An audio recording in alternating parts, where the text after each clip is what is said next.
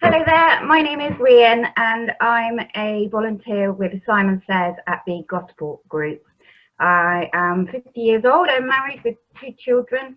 My experience with bereavement is that I lost my father 11 years ago, really very suddenly. Hi, I'm Nicola. I am the lead volunteer at the Gosport Group.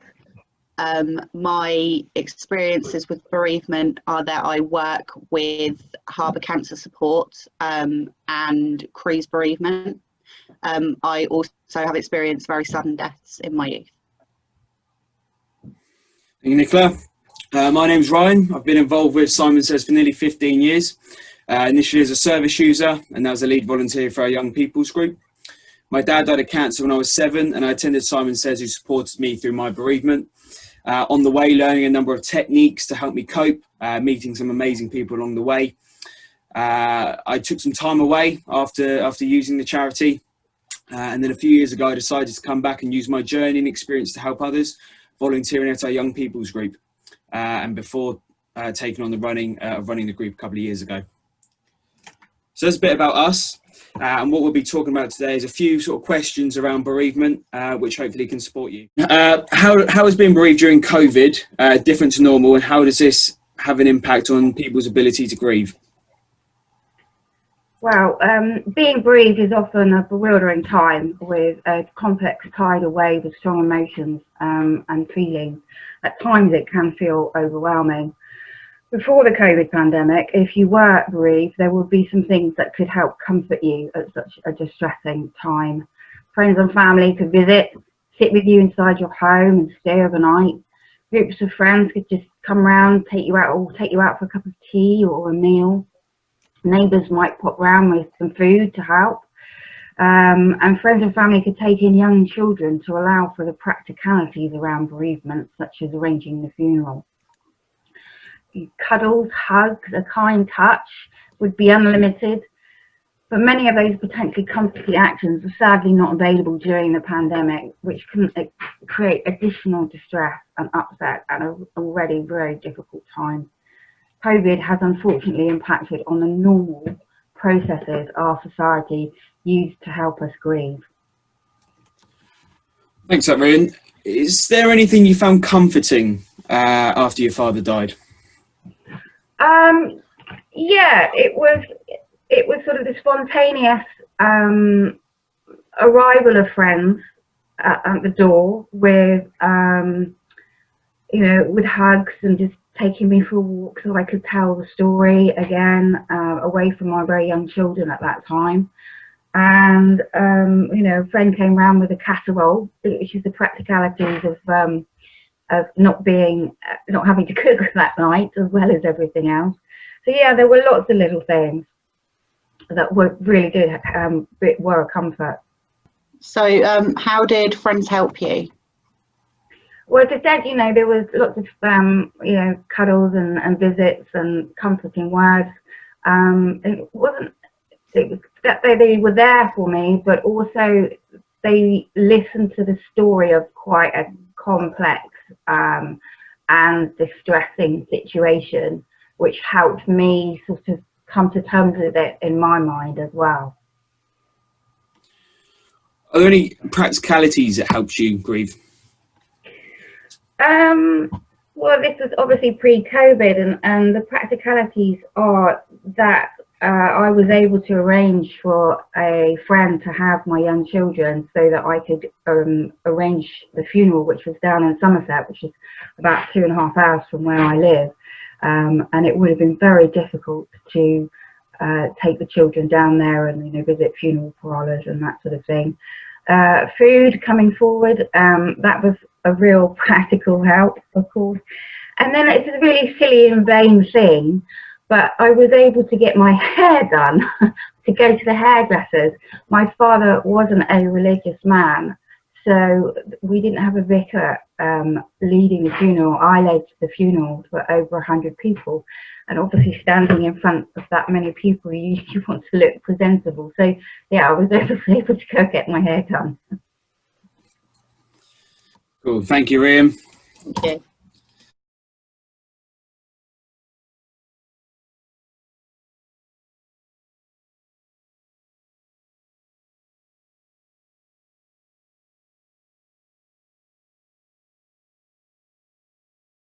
Does a socially distanced funeral feel and look different for children and young people, and does this impact them?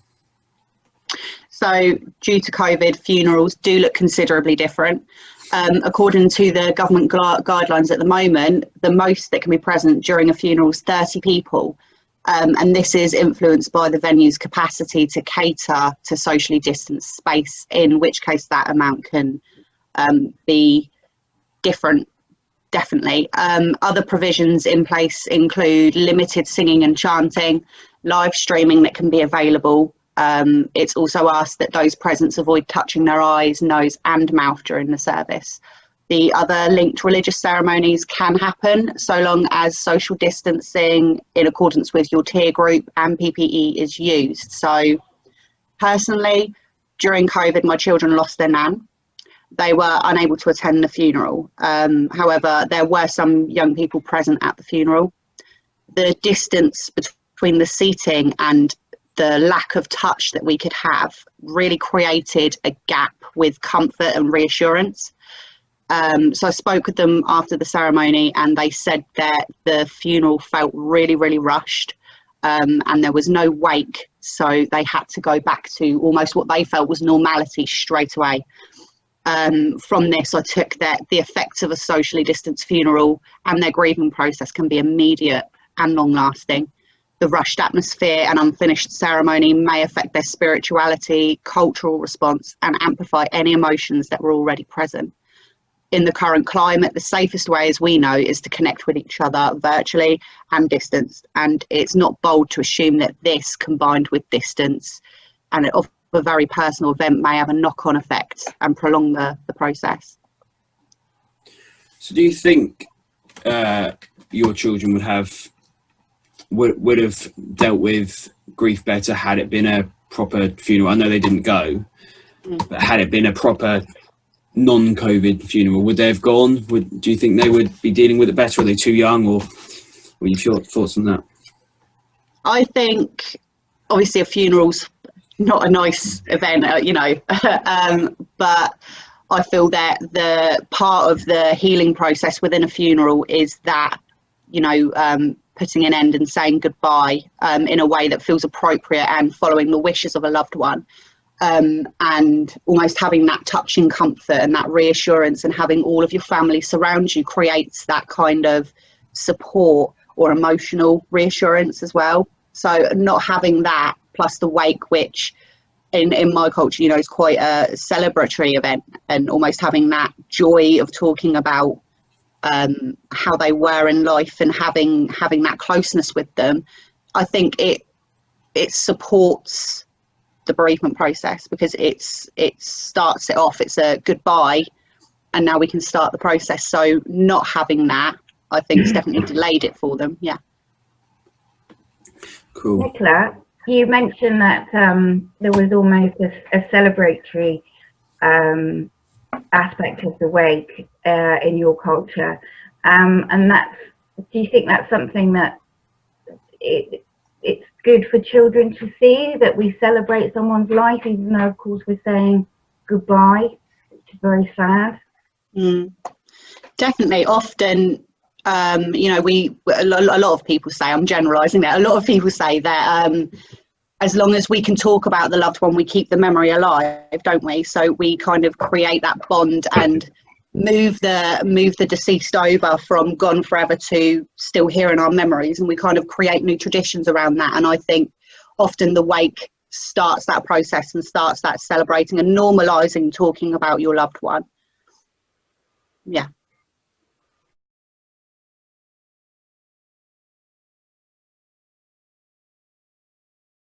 How can you support young people to cope with anxieties and worries during this time, especially in relation to other loved ones? So I think that the big thing around here is the encouragement of self-care, which has many definitions to different people. One person might just think it's getting a good healthy meal, having enough sleep. Another person might see it as making a plan to tackle tasks throughout the day to try and achieve something. Or somebody else might think it's doing something to help you escape from whatever is troubling you. So putting together a self-care plan is something which will help a young person deal with anxieties and worries, especially in the time of bereavement. And a self-care plan is made up of 4 things. So physical, emotional, social, and practical plans. So physical, the young person can think about relaxation techniques, taking themselves to a space where they can relax and calm down. Counting to 10 is always a good technique. Exercising is another one. Exercising is something which I do to try and relax myself and calm myself if I ever get feelings of anger. Or another one is taking time away from technology. A lot of young people now are obviously very technological savvy. They've all got smartphones, and we all know that a lot of the things that come with social media help or don't help, but heighten worries with obviously how they feel, and also heightens anxieties. So that's physical. Emotional could be developing your own support network, speaking with family members, or getting a counsellor, or getting support from someone like Simon Says. Another technique could be writing 3 positive things that you've done in the day, or even as just as simple as just talking to someone, not about how you're feeling, but just literally just talking to someone.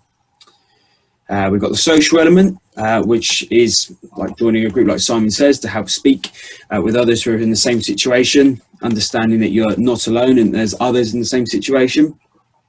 And then there's the practical element of the self-care plan, which is things like organising your day, setting goals which you can achieve to help you feel like you've achieved something. So a self-care plan and encouragement of self-care will help a young person with anxieties and worries. Well, thank you. So, Ryan, I'm wondering what helped you? So I've had a lot of techniques through the years as I've grown up. Different things have helped me and supported me. One of the techniques is writing down negative feelings, throwing them in a bin. That sort of metaphorical approach of taking bad things and throwing them away definitely helped me at one point in my life. Might not work for everyone, but it definitely helped me, and it's a technique which we encourage the young people at our young people's group to use. Taking time out, doing physical activity, playing football, chatting with mates, and like I said, not chatting about the bereavement, but chatting about anything, just to take mind of what I might be feeling. All definitely things that might help me. Thank you, Ryan. I was wondering, do you still get anxious and worried after all this time? I do, yeah, over silly things all the time. But it's about coping with stuff like that. And like I say, with a self-care plan and just understanding, I think what for me was just understanding what takes me to those places of worry and anxiousness, and then knowing how to get out of them. And again, that's seeing mates, chatting, doing something to release energy. When I'm doing that, when I know how to tackle it, it's much easier. And I think this whole part around helping support young people with their anxiousness and worries, getting that self-care plan and then putting time for themselves and thinking about themselves is the most important thing. Thank you. Thank you.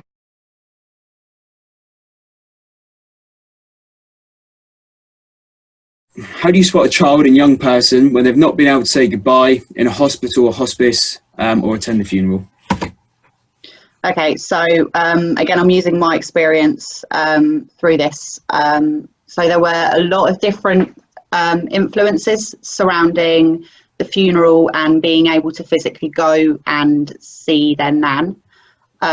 So she died of cancer in July in the midst of all the lockdown, and they were unable to see her in person, and they had to say goodbye on the telephone, unfortunately.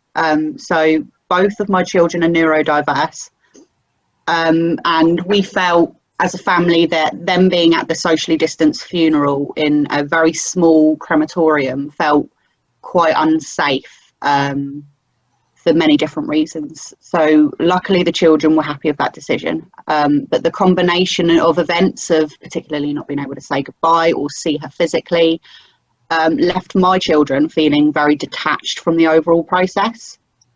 And as a result, I found that their bereavement process was quite delayed. It wasn't for a few months that they started to acknowledge how they were feeling. And it was almost as though none of this had happened and that their nan was still in isolation and you could ring her up.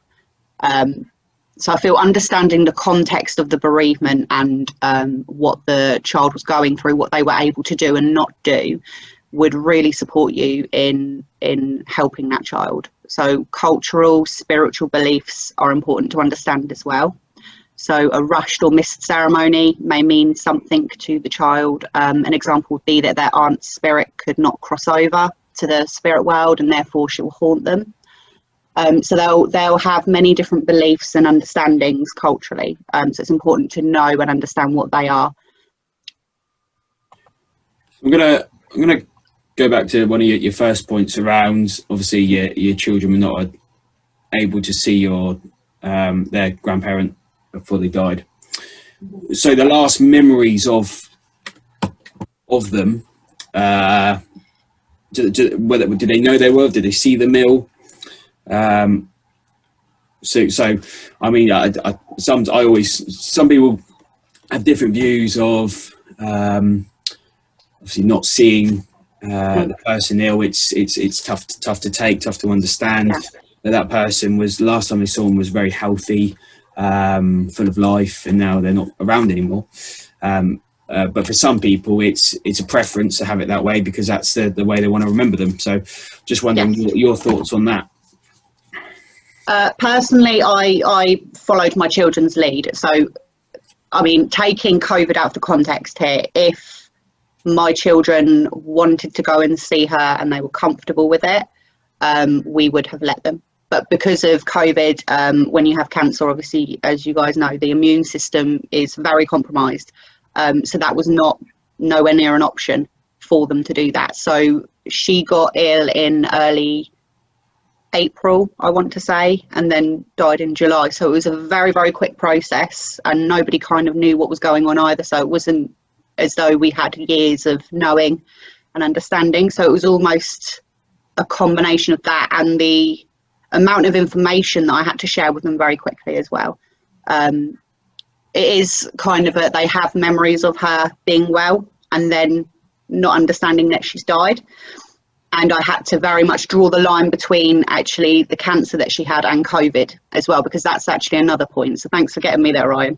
The impact of COVID, and you see it everywhere on the news, you hear about it in schools, it's everywhere at the moment. The first thing they thought when we said that Nanny's dying, she's not very, she's ill, was she's got COVID.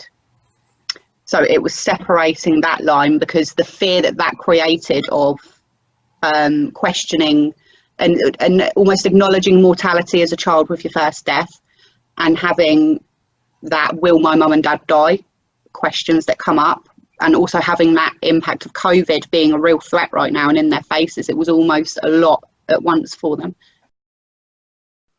Using emotion cards, I've got an example here, such as these ones and these ones as well, if I can get these up properly.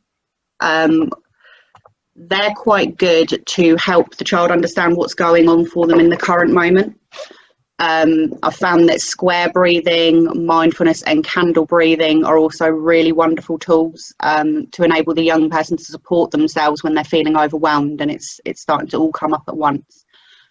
Following their pace, using resources like books, small art projects that they can continue, and simply being with them are really wonderful tools. I'd also like to add that keeping the room you're using, ideally, free of holiday decorations, I know that's not always possible, is quite a good way to go as well. That may be the only space that they can come to where it doesn't remind them of the holiday or their loved one, and it creates a piece from the seasonal pressure almost. Nicola, you mentioned some breathing techniques that could help. Could you expand on those for people that might not be familiar with them? Yeah, of course. So the square breathing technique is I believe it's a CBT or mindfulness technique. So one of the ways in which we do it is we get the child to get their lips. It's important that they have their lips pursed like this, and get them to close their eyes. And as they breathe in, draw a line and then push it out down. And to do this in a square sequence. and that they do it as many times as it takes for them to start feeling a bit calmer. And what this will do is, as we begin feeling anxious or stressed, we release a lot of cortisol, which is a stress chemical. So the physiological implications of that will start coming, and it's almost like a rush all at once. So if we can get to sit and know and do the square breathing, for example, that slows down the cortisol process before it turns into adrenaline and really creates anxiety and a panic attack. So it's about slowing the physiological and mental processes down a little bit to give that space. Just to briefly go over the candle, it's pretty much the same preface. It does the same thing, but we have our finger here like a candle. And again, with the pursed lips, that's really important to close our eyes, breathe in, and we blow out the candle with our lips. And then we do that as many times as well. It's almost a child-friendly way of learning how to control our breathing. That's really interesting. Thank you. Okay, so what activities can you do to support a child or young person when their loved one has died as a result of COVID? So there's a number of activities which we do at Simon Says, which can obviously support young people who have lost someone due to COVID. So I think the big one, which we always use, which I always find very helpful and has helped a lot of children, has definitely helped me, is making a memory jar. And it's a real sort of visualization technique and applying memories to certain colours in a jar, which you can look at, and it's a good way to remember that person you've lost. So briefly, how they go about doing this is having some salt, some coloured chalks and pastels, and colouring the salt with the pastels, and having a small jar and filling it up with each of the colours, and then sticking a label on each of the colours reminding that young person of those memories. So when they fill up this jar, they've got something that they can look at and remember that person. It's something which we do with all ages, Simon Says, and it helps. And it gets a lot of good feedback, and the young people can take it away, and some young people have had it for years on a shelf or something, and they always look to it when they want to remember that person that they've lost. Another activity is around colouring, displaying emotions through colouring. So one activity is drawing a picture of yourself and colouring where you're feeling certain emotions. So for example, I might feel angry on a certain day, I feel red in the head. I feel obviously sick in the stomach, so it might be a blue sort of colour, and the idea is that colouring yourself in with your reds and your blues and your greens for happiness. You might have other colours, and it's about turning those negative feelings, the red and the blues, into the greens, and thinking about how you can do that, so visualising in that way. There's another activity which we use called the blob activity, which I'll put something up on screen, which shows a number of blobs in a number of certain situations, some feeling happy, some feeling sad, and we get the young people to identify what blob they're feeling on that certain day, the blob that they want to feel on any certain day, where they want to get to, how they think their friends and family are feeling, and it's another good way of them talking about their emotions and the way they feel in a way that's not necessarily direct. Thank you, Ryan. What activities particularly helped you? So as I said, the memory jar is one which I remember doing when I was much younger, which definitely helped me. A memory box, so having a box which is full of all memories of the person that you've lost, something which you can always look into and remember that special person.